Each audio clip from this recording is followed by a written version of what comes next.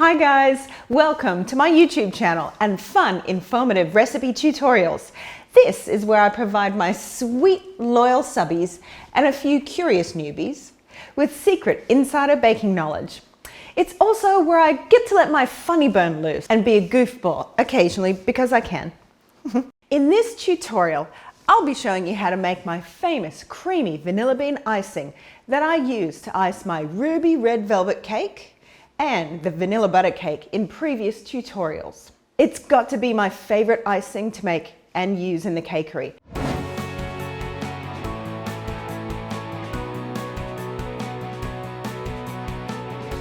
Actually, it's probably the best option, really.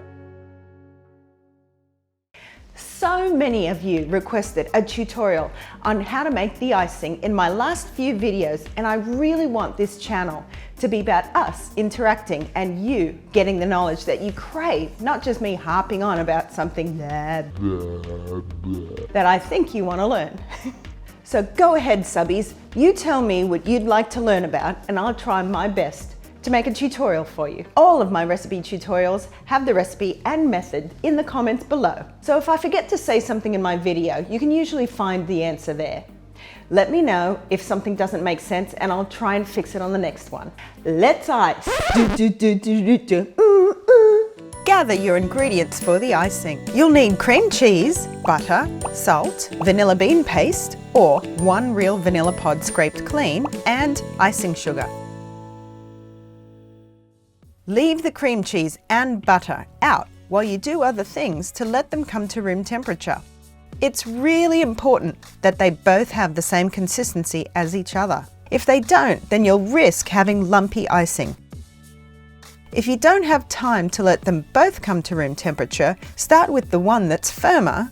In this case, my cream cheese was a little bit colder and more firm than the butter, so I'm going to beat it a little by itself to warm it up and soften it, ready to take on the butter. Now, I add the butter and it mixes in perfectly like good friends. Give it a really good beating on medium-high speed. And scrape your bowl down once or twice to make sure you've mixed it all thoroughly. By the end of your mixing, the butter should become lighter in texture and color. Now, add your salt and mix a little more. See how light and fluffy that looks now? And we haven't even put the sugar in yet. If you think your butter mixture is too thick, you can pour a little boiling water in it to thin it out. It will help it in the long run. Just make sure you don't pour it into the bowl while it's on, and definitely don't start mixing it on high either. If it looks like mine, then you should be fine. Oh, I'm a poet and I don't know it. Now that is beautiful. And you're ready to add your icing sugar and your vanilla. I've always used what I refer to as the 3 in and mix method. So I add 3 measures of icing at a time, or 3 eggs at a time, or 3 scoops of flour at a time. Is that a compulsion or a habit? I'm not sure. Anyway, it works for me, and you can decide what your MO is when you get the hang of it. Start your mixer at speed 1, so you don't end up with white powder all over the table, and then you gently increase it until it disappears and is ready for the next 3 in. I can't help whacking it on high to make sure it's fully mixed. Now, when it looks deliciously light and fluffy and creamy, add the star of your show, the vanilla.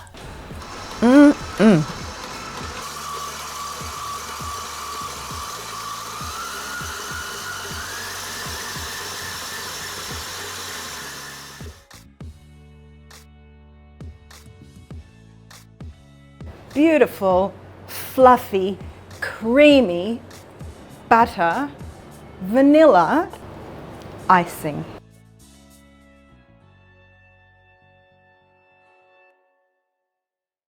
So there you have it, my creamy vanilla bean icing, the most versatile product in my Cakery. If you liked the video, please click on the thumbs up icon and subscribe to my channel.